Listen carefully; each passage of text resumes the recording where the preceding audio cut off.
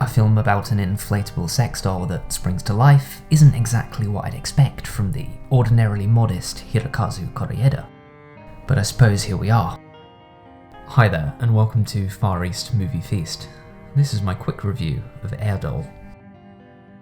Airdoll is an adaptation of a manga series by Yoichi Goda. It stars Doona as Nozomi, the aforementioned inflatable sex doll who one day becomes sentient when her owner isn't watching.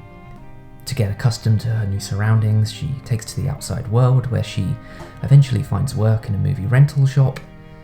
While there, she grows closer to one of her colleagues, Junichi, and the two begin an unexpected romance that provides a touching account of Nozomi's attempts to better understand the world around her.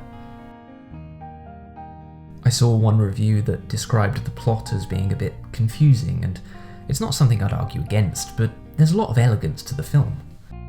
Doona's portrayal stands out most because she's simply wonderful as a character trying to break free from her newfound sense of solitude.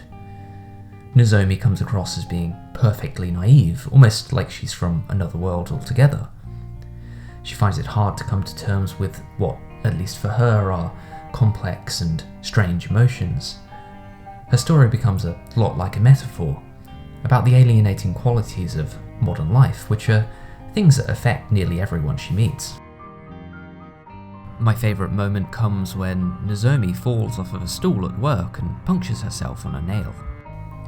Junichi rushes to her aid and, despite being shocked to discover what Nozomi really is, hastily bandages her wound. He proceeds, as is instructed, to blow air into a valve located where her belly button would normally be. It's a very weird scene, and the first of a few erotic moments between the pair.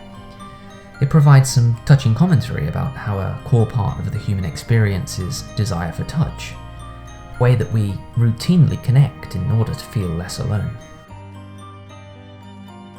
Overall, while I do think Airdoll has some flaws, notably its length, I think it's telling how, even in such a surreal setup, Kore-eda manages to bring his strong existential touch. Doona's performance is really terrific, and irony aside, she brings a lot of life to Nozomi as a character. The film provides tons of questions about what it means to be human, certainly I think more than it answers.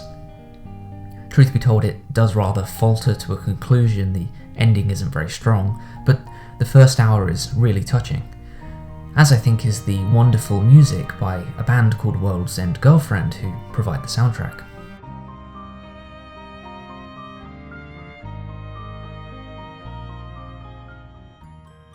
Just a quick note as well to say that the film is buyable on DVD, at least here in the UK. You can find it on online retailers. It's also rentable on iTunes apparently, so I'll provide some links in the description for that. I'll also provide links to a few interviews I found online, which are really good. There's a post-film release with Kore-eda from Ion Cinema, and also a brief interview with Doona from Eastern Kicks. Both are really cool.